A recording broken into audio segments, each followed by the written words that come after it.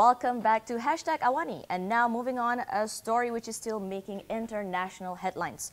Thailand's embattled Prime Minister Yingluck Shinawatra on Thursday easily survived a parliamentary no-confidence vote against her. The vote, which pivoted on a slew of allegations of corruption, comes amid ongoing mass street protests in Bangkok by opposition protesters seeking to topple Yingluck's elected government. For now, these anti-government protesters are using whistles rather than violence to make themselves heard. Once again, thousands have taken to the streets of Bangkok, forcing the closure of government buildings. Protesters are calling for government officials to take part in the demonstration and to join them on the streets of Bangkok. The police and riot squads are watching at arm's length. No one wants a repeat of the 2010 clashes where 90 people died. The Prime Minister, Yingluck Shinawatra, has promised not to break up the gatherings, but the protesters want her out, believing she is just a puppet of her brother Thaksin Shinawatra, who is pulling the strings. He lost power in a coup in 2006 and fled to Dubai, charged with corruption, but still has much influence in Thailand. The country's experienced sporadic unrest for 8 years. The Shinawatra family are always close to the heart of the turmoil.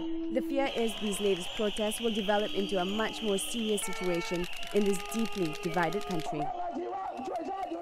At least 2 people have been killed in a partial collapse at a stadium due to host the World Cup opener in Brazil next year. Part of the grandstand was destroyed when a metal structure buckled at the top of the Arena Corinthians venue in Sao Paulo. Local media reported that the accident was caused by a crane collapse. Construction work has been halted at the site. The stadium is owned by Sport Club Corinthians Paulista, with building work on the venue carried out by the industrial conglomerate Odebrecht SA. In a joint statement, Corinthians and Odebrecht said that at least 2 workers had died. The collapse could delay the delivery of the stadium, which is almost complete, in time for FIFA's December deadline. Brazil has struggled to deliver stadiums, public transportation improvements, and other World Cup-related projects within the timeline specified by FIFA. Some construction sites, such as the new terminal at Sao Paulo's International Airport, are being built around the clock 7 days a week to try to finish them before the Cup. The venue is due to host the World Cup opener and 5 other matches. And now let's take a quick look at other happenings around the globe. Dubai on Wednesday won the right to host the World Expo 2020 at the 154th General Assembly of the Bureau International des Expositions, BIE, in Paris. The glitzy Gulf Emirate of Dubai transformed itself over 50 years from a sleepy port town to a regional travel, trade and financial services centre. The Dubai Expo 2020 will be held from October 20th, 2020 to April 10th, 2021, with the theme Connecting Minds, Creating the Future.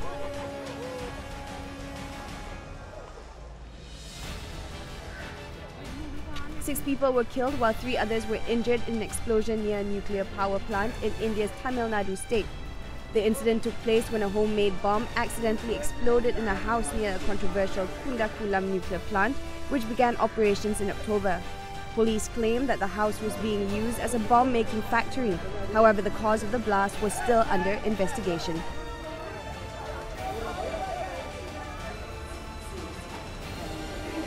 A huge dinosaur skeleton was found in the United States, fetched about $650,000 at an auction in England on Wednesday.